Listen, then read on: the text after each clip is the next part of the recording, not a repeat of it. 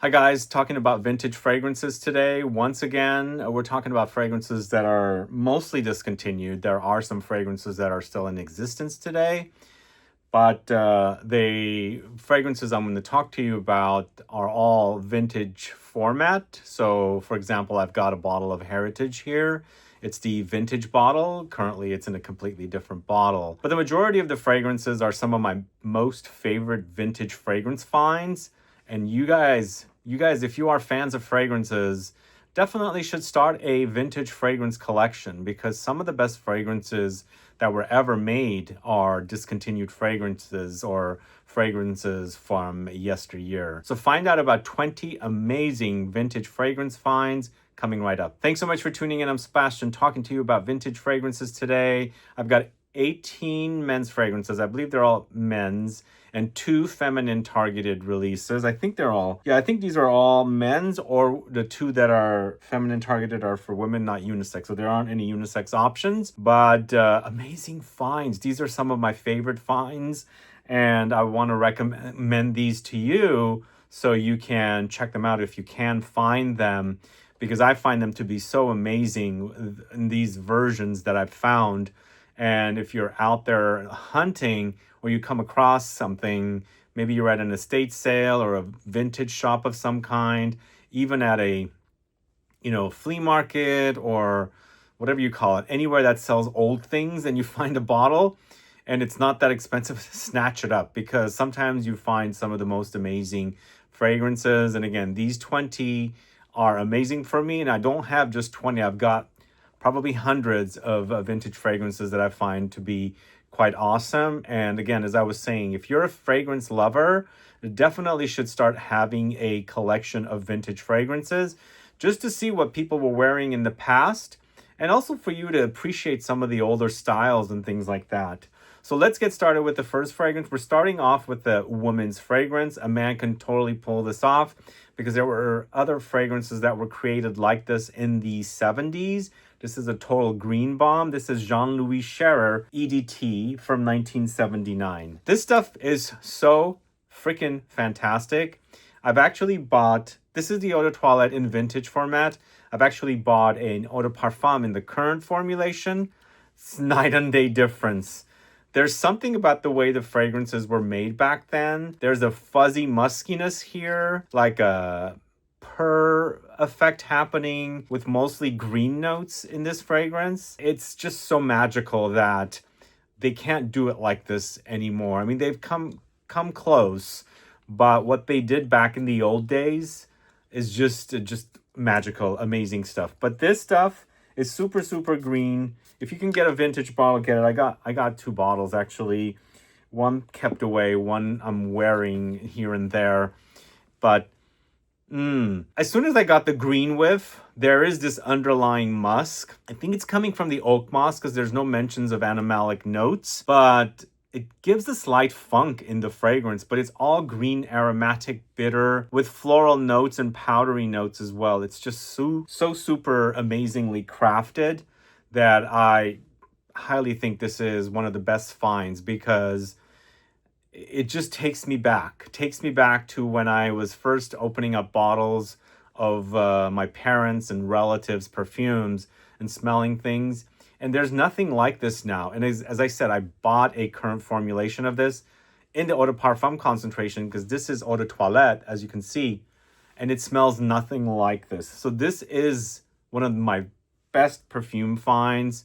So awesome. Let me know if you're a fan of it. But moving on to now mostly men's fragrance. This is BASILE UOMO from 1987. This is also one of the best vintage perfume finds that I've ever come across. Similar to Jean-Louis Scherrer's EDT, there is that magic fuzziness, that muskiness that I really, really love, and it's quite addicting. And it's captured here with all the aromatics and green notes that are in here. This is more like a fougere, maybe a bit Chypre-like, but it's done so nicely. And this one also has a lot of oak moss. Oh, I can smell it already.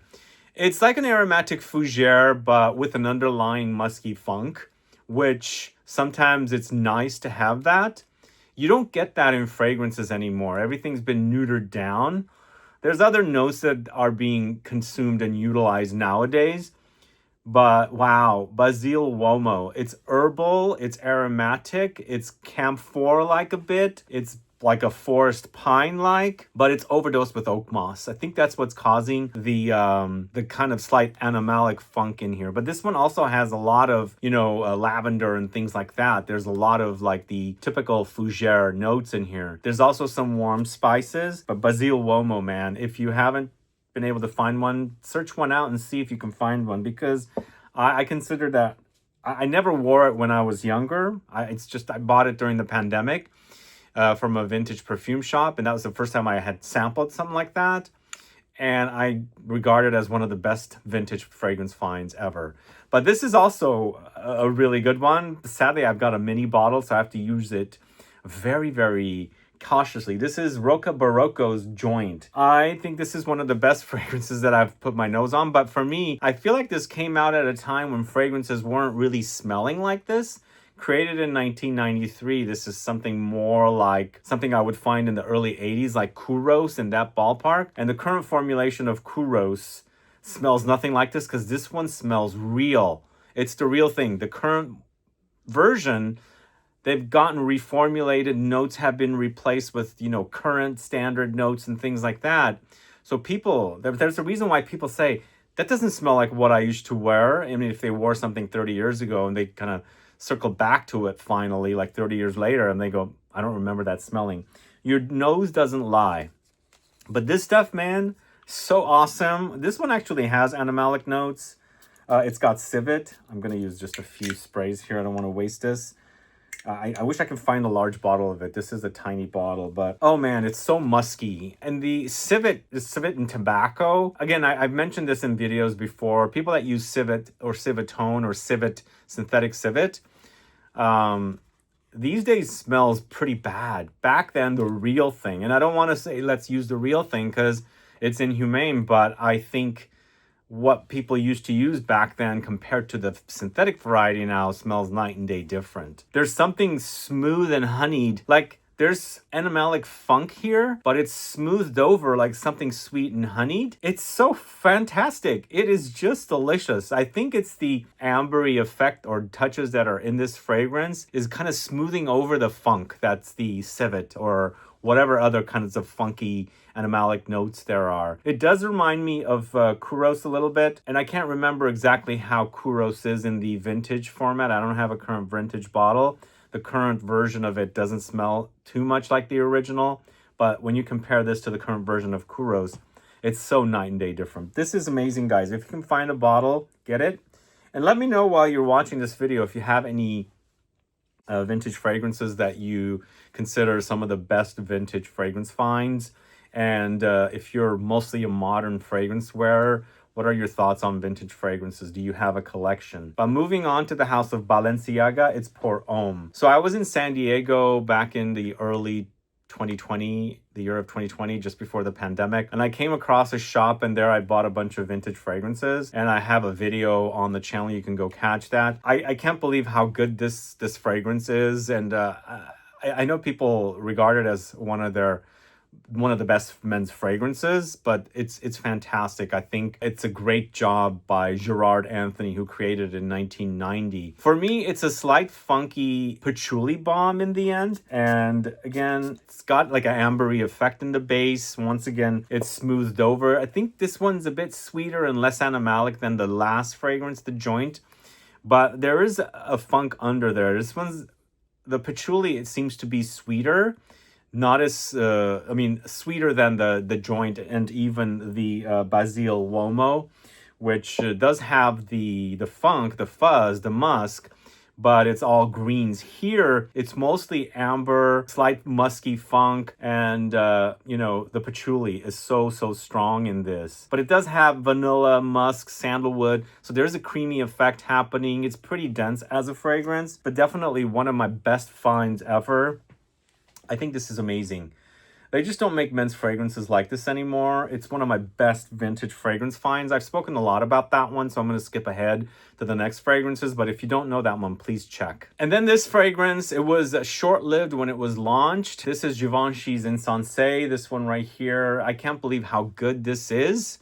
But I don't think it was a fragrance that people really enjoyed. I think it was a flop when it came out. I think there's a flanker of this that's been more popular than this version, and I think the flanker is still selling cheaply. But this version just came and went so fast. It was a very modern fougere, launched in 1993. It had fougere touches, but they had thrown in a lot of aldehydes and fruity notes as well. And so it smells great. I think if they made something like this today for the modern noses, I don't know how it would feel, because it does have a bit of a...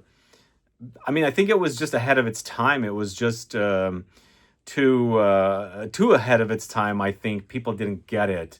But I think right now, it is fantastic. It has black currant, it's aldehydes, there's lily of the valley, there's fir, lavender, magnolia, iris, basil, bergamot, just all these notes wonderful together. But also, it's not beast mode like, let's say, for example, the Balenciaga Pour Homme.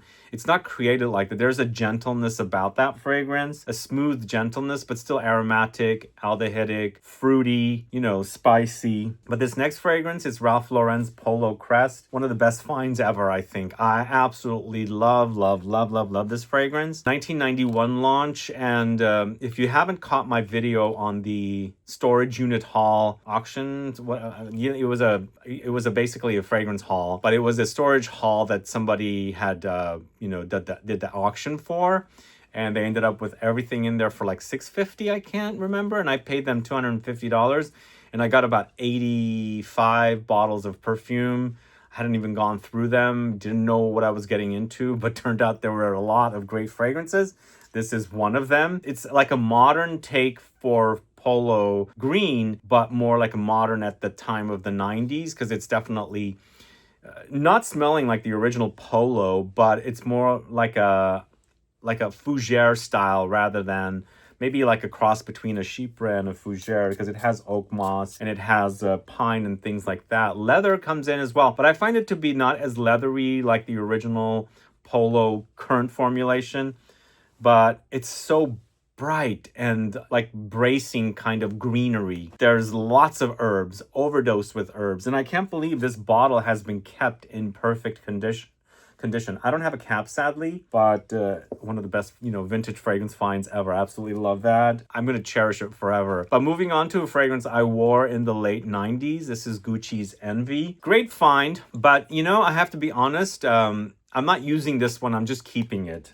The only times I'm spraying it is on camera, because it's not being made anymore, obviously. And there might be some fragrances out there that still smell like this. I believe Floris's Santal might smell like this. I'm uncertain with the current formulation though. But this was a very creamy, smooth fragrance with a zingy edge. It has a lot of ginger and sandalwood. It also has amber and incense. There's cardamom and vanilla. So it just totally takes me back to the late 90s. In fact, I remember exactly where I bought my bottle. I was on a trip in Chicago, and it was on the Miracle Mile. There was a Macy's or something there, and we went, shopping at the Macy's, fragrance counter, and I bought my bottle there because I really love the zinginess of the ginger on that one and how it's smoothed over by that very creamy, smooth sandalwood note. I was going to say vanilla, but it's the sandalwood, because it's mostly about the sandalwood and the ginger, but there's other notes that come in, but it's a very, very smooth ride. But I spoke about Kouros a little bit ago. This is a Kouros flanker that launched in the early 2000s. This is Kouros Eau de Thé by YSL. Now, if you didn't care for the original Kouros, if it's too animalic for you, this was completely freshened up, but you got that musky funk in there. Still, you got it, but it's been cooled off. There was mint in here. There's all these like aromatic, invigorating notes. So it's a fresh take on Kuros, but with a musky undertone still that you can wear in the summertime, I think, or all year round if you were just looking for something easy to wear with a slight funk. But for me, you get a little bit of the funk of the original Kuros, but there's a lot of citruses here, aromatics and spices, and it's a bit ice cold. Again, it's got that kind of funk in there, that slight Kuros funk. It's not overly animalic like the original, but when you're wearing it on skin, it comes through a lot more. And I like that about it. I like that, animalic funk, but it's very, very fresh. So I'm speaking about some of my favorite vintage fragrance finds. This next one's from the house of Giacomo. This is Osandre, I think how you say that. So this house isn't around too much anymore. I received this as a gift from someone a long time ago, and I've kept it away in a box. It's in a box, but this is a fragrance from 1970, so it's very old school. My sprayer is not working very well. I might have to clean it out because it is a bit messed up, and it's also leaking, unfortunately. It's all over my fingers now. This is a kind of fragrance that is so manly, like overdosed with a lot of carnation and woods and patchouli, but it's all these like intense spices and bitter notes: geranium, lavender, coriander, there's vetiver, there's clary sage, lemons and petitgrain. So it's kind of like sharp citruses with sharp herbs and spices and a lot of woods and earthy notes. Oh God, it takes me back. That's the year I was born, 1970.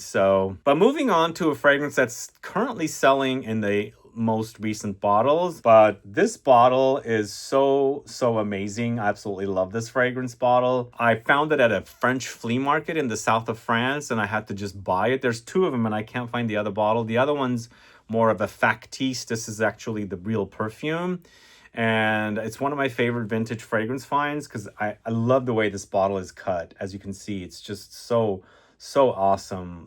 Absolutely love it. And the fragrance itself, for me, it's like a warm amber fougere type fragrance with spices, and there's lavender, coriander, there's sandalwood, patchouli, there's tonka and things like that. So it's a fantastic fragrance. If you don't know that fragrance, I have spoken about that fragrance, not in the vintage, but the current formulations on the channel. You can search. But moving on to a house called Alain Delon Iquitos. So this guy is an actor, a French actor who passed away last year, I think. Didn't he pass away last year, or was it earlier this year? So this is a fragrance that was launched in 87, and I guess he had his own collection of fragrances, but I wouldn't call these celebrity fragrances. Even though he was a celebrity, I think these were like real awesome fragrances that don't compare to like the mostly cheaply made celebrity fragrances. Sad to say that. And this is also a musky Civet bomb. It's Civet, Oakmoss, leather, rose, patchouli, aldehydes. There's fruits in here, sandalwood, honey, and coriander. Oh man, this stuff is good. The only thing is it's not a spray bottle. I wish I had a spray bottle. I'm not wearing this one too much because I've got to keep it because, one day it's going to be no more. But they don't make fragrances like this. Once again, it has a bit of that Kuros vibe, but it's a lot of aromatics and kind of woods and pine and leather and rose and all these kind of notes. But there's also some sweet ambery vanillic things under that kind of sweetens up and brightens things up rather than makes it all super dark. But awesome fragrance if you're familiar with this one. If you're not, try and get one. I bought that at Fragrance Vault in South Lake Tahoe. If you guys are ever in California and near Lake Tahoe, go visit the Fragrance Vault and tell them Sebastian sent you. They have some of the best vintage fragrances of all time. And I bought another fragrance when I went up earlier this year, but that one I bought in 21. But moving on to the House of Halston. This is Halston Man Silver. At one time I was digging through a lot of Halston fragrances because of that series on Netflix. I bought all the Halston fragrances that I could find, and also any of the classics in their current formulations. These were still selling during the pandemic, but I don't think they're much around anymore. This launched in 2009, so it's not that old. It's like 15, 16 years old, 14 years old. It's created by Carlos Benayem. It's patchouli, musk, labdanum, cardamom, lavender, mint, tarragon, citruses, passion fruit. It's quite yummy. There's a metallic edge about it. That's why it's called silver, but it's so super sexy, just like how Halston fragrances were made in the past. Like Z14, awesome. I wish I can find a vintage bottle of that. I can't, but this stuff is great. This is so super amazing. I have the amber as well. I'll feature it in a future video. I also have the ladies silver and the ladies amber as well. So I bought all 4 of these fragrances just to have, because they are some great creations. Really nicely done. Really nicely done, as I said, and definitely ones to have for a collector. Some of my best vintage fragrance finds. And again, let me know what kind of vintage fragrances you have in your collection. What are some of your favorites? But moving on to the house of Jacques Bogart. This is Furio. Now, this was a bottle of fragrance I've been wanting to get for a long time. This fragrance originally came out in '88. This version was from 2018. I looked it up on Czech Cosmetic.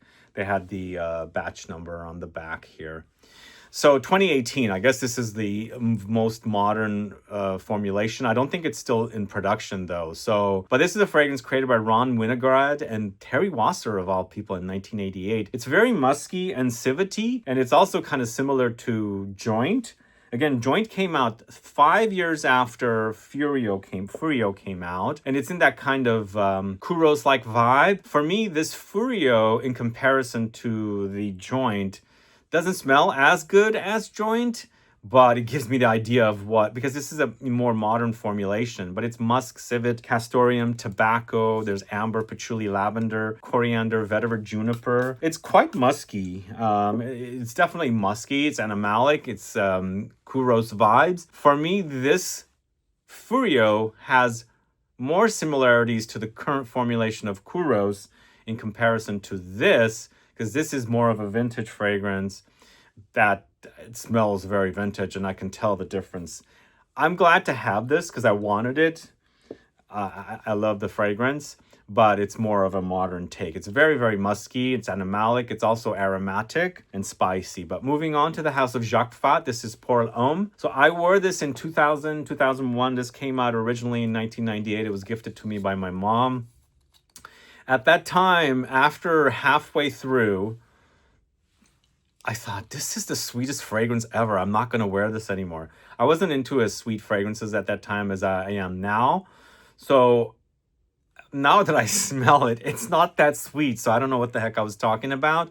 But this came out in '98, created by Olivier Glitton. He has done so many fragrances for Tom Ford. It's very ambery, spicy, resinous, and smoky, and just a very sweet fragrance. And again, at that time, I thought it was just so overwhelming at that time, because it's an eau de toilette and it's not an eau de parfum and thick and heavy, but they were making fragrances totally different back then.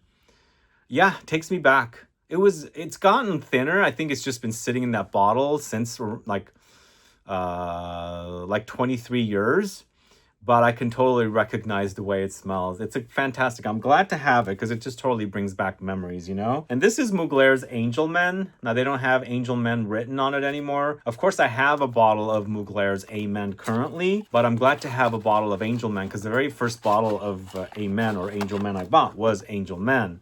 Everybody knows this one. The current formula is a bit butchered and thinned down. Here we've got more of an intense take on it. And it isn't eau de toilette, and you can get the coffee quite a bit. I wore so much of this. It's one of my all-time favorite fragrances. The patchouli, the coffee, the peppermint, all of these notes together were really, really awesome. It's created by Jacques Huclier, not Olivier Cresp. Olivier Cresp created the original Angel. Amen series were mostly done by Jacques Huclier. I think they brought in some other perfumers later on. But, oh man, it's bringing back memories, and so amazing. The patchouli, the coffee, the vanilla, the peppermint, the birch tar. There's birch tar in this, guys. So there is that kind of, there was a little bit of an off-putting quality about it. Chocolate, musk, caramel. It's such a great fragrance. Awesome stuff. Let me know if you have a bottle of Angel Men or the current version, Amen. And then this stuff right here, Narciso Rodriguez's For Him in the Eau de Parfum concentration. I can't remember when this came out. Is it 2006 or 2005? I did not write the dates down for a couple of the fragrances. But this stuff, the EDT was amazing. One time I sprayed like a ton of it on just in a duty-free and got on a plane. So I think I completely destroyed some people's nostrils in the plane. But it was when I was just testing it out for the first time. So it was in the early or mid 2000s. But it's one of the best creations by Francis Kurkdjian. He did such an amazing job. And this stuff is very, very musky, by the way. But this says EDP on the bottle. It doesn't say musk. And there is a version called musk for him. But this is lavender, musk, patchouli, ambergris, pink pepper, violet. Wow, it's so good. So, so good. This one also definitely has that funk with the musk. On skin, it totally appears. But definitely one of the best fragrances that Francis Kurkdjian has ever created. I think it's just amazing. I'm glad to have that one. I have a eau de toilette bottle, and I have the EDP as well. So great to have it. But the next fragrance is a woman's fragrance. This is the second and last woman's fragrance. Gucci's number 3. I've already spoken about a Gucci Envy. But this was also a great find. I bought it from someone who was getting rid of it during the pandemic. And to me, it smells so great to this day. This is from the early 80s, I believe, or mid-80s or something. And it's an aldehydic floral, white floral bomb. And the tuberose really, really stands out here. So I'm glad to have a fragrance that's, paying tribute to the white flowers and very overdosed with them. And to understand how these fragrances were done back in the 80s. Because 80s, there was a lot of white floral fragrances for the ladies. And this one totally stands out. It does remind me a little bit of Lulu by Cacharel, but it's its own thing. But really wonderfully done, by the way. Gucci number 3, really awesome. This is a tester. As you can see back here, it's got the info. But wonderful offering, as I said. And the next fragrance I'm talking about is Cacharel's Nemo. I brought up Cacharel Lulu. Let me know if you're familiar with Lulu by Cacharel. This is a fragrance I bought from Fragrance Vault recently. And it's a unique fragrance. It's created by Jean-Pierre Betouard, and it was launched in 1999. And it's a leathery fragrance, but more of a fresh leather. It's not like a dark leather, but totally like the fragrances of the late 90s and the early 2000s. It's got that kind of a styling to it.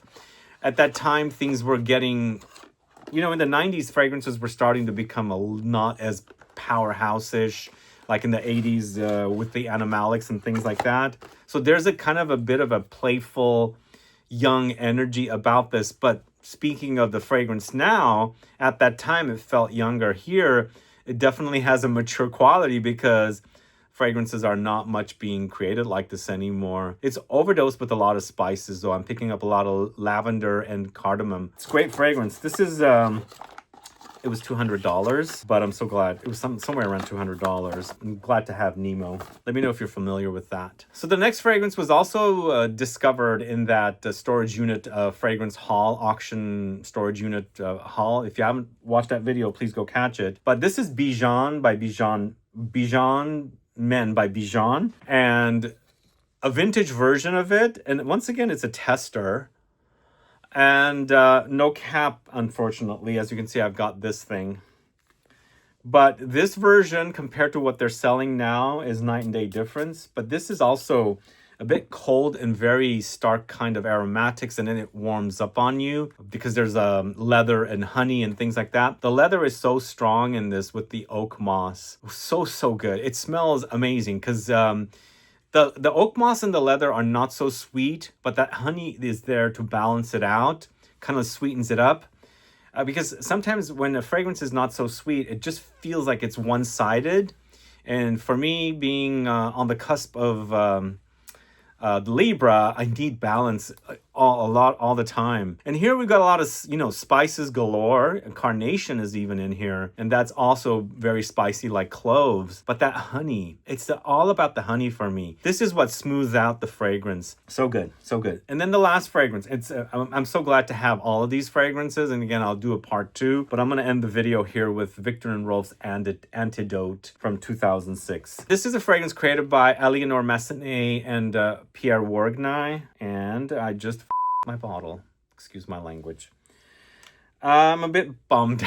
So let's see if I can get it working. I think the fragrance is old and it's kind of maybe falling apart. Let's see. Nope, it's working. Sorry, excuse my language. But let me know if you're familiar with Antidote. It's such a great fragrance. It's a fougere, I believe, once again, but modern for that time. There's warm spices here, a lot of lavender, there's cardamom, there's mint. It's so good. It's so good. I don't think this fragrance lasted too long. I think after this discontinued, Spice Bomb launched, and it was all about Spice Bomb. And you know, Spice Bomb has like 12,000 flankers now. But there was only one Antidote, I think. I don't think there was a flanker for it. And I remember I was traveling in Amsterdam in the year 2006, my very first European trip. And at that time, this was pretty popular, I believe. Or was it just after that? I can't remember. But if you can find a bottle of Antidote, do. It's one of my most cherished, you know, vintage fragrances. Absolutely love it because it just gives me a total history of how fragrances were back in the old days. And that's exactly why I collect vintage fragrances. I absolutely love them. And, you know, I started smelling fragrances in the 70s when I was very, very young. I started wearing fragrances in the 80s when I was very young. And so I'm always curious to smell fragrances, as many fragrances as I can, as many vintage fragrances I can get my hands on. So I'm always searching, investigating, scooping around and seeing if there's any that I'm going to run across. I'm going to try and get my hands on them. So let me know if you guys have started a fragrance collection and then also added to the fragrance collection a vintage collection. And if you don't like vintage fragrances, why? If you are a fragrance lover, you should totally appreciate how fragrances were back in the day. And, you know, try some, enjoy some, appreciate them, because this is where fragrances came from. Anyway, guys, thanks so much for watching today's video. If you have any questions or comments, please do list below. Please like this video. Please share it. Follow me on Instagram and Facebook, and I'll be back with more videos very soon. Have a good one. Bye-bye.